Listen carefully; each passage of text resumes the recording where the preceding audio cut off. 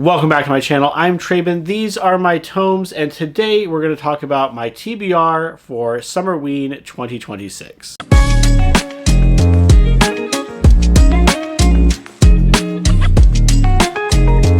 If you're a longtime viewer of the channel, you'll know that Summerween is like my one big readathon each year. It is the one that I'm consistent on.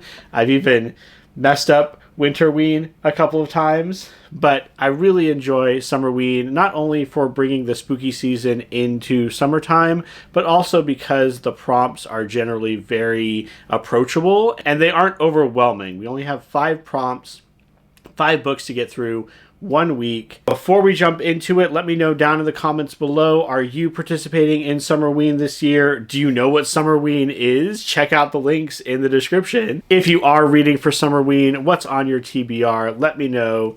What are some spooky books you enjoy? Let's go ahead and jump into prompt number 1, which is read a book at night or in the dark.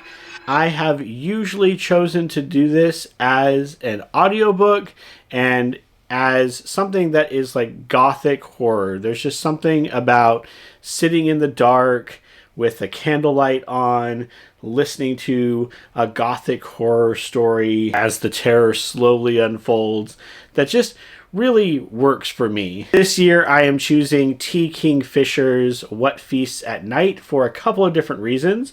First, T. Kingfisher, amazing author. I love a lot of their work, especially their work in like the novella space, where the stories are very easy to digest and get through.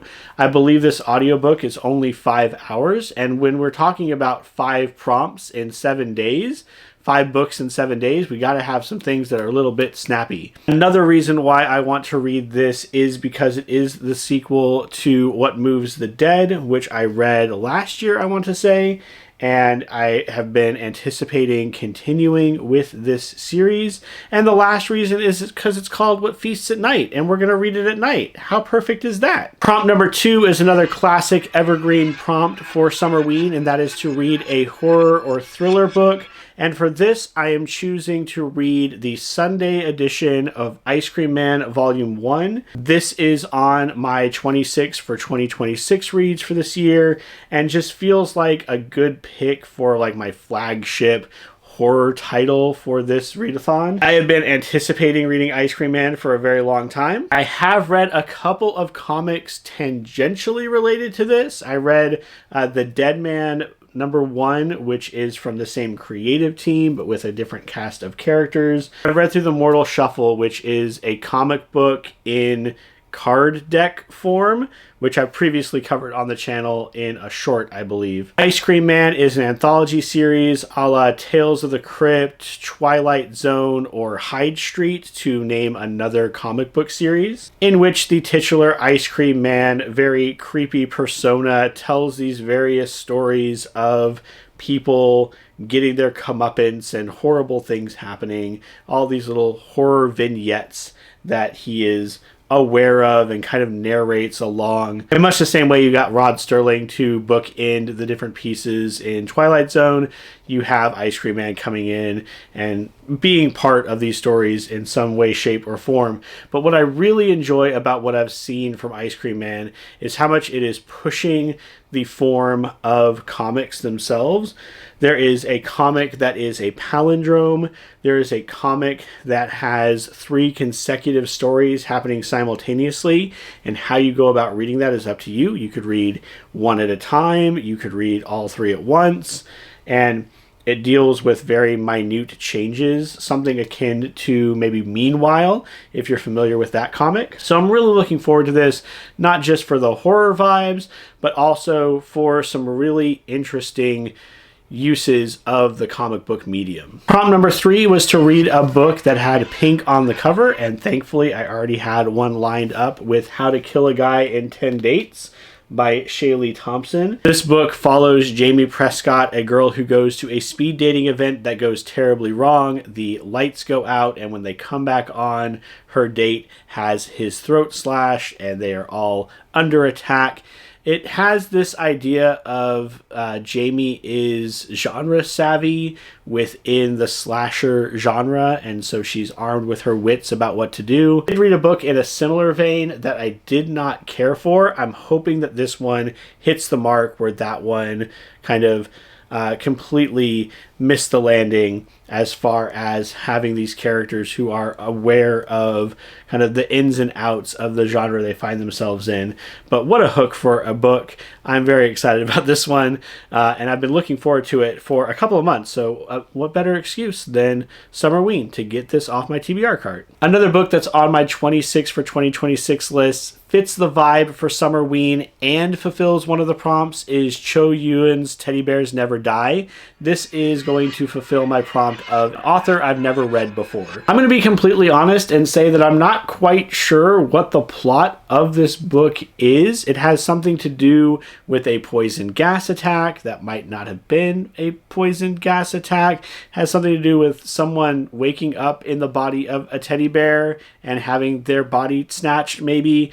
It sounds crazy and fun and ridiculous. Now, I've heard mixed things from people I have seen reading the book, but it really does seem like the kind of quirky, weird horror that I'm definitely into, and so I'm hoping this fits the bill for something a little bit weird, maybe a little bit of a palate cleanser between some of these heavier or darker stories. It's taking something off of my list. It is fulfilling the prompt. It is doing so much.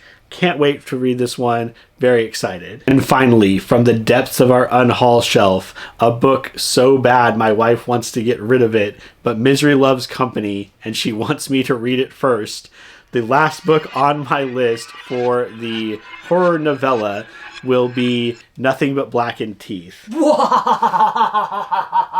Truly the scariest of books that will be on my TBR.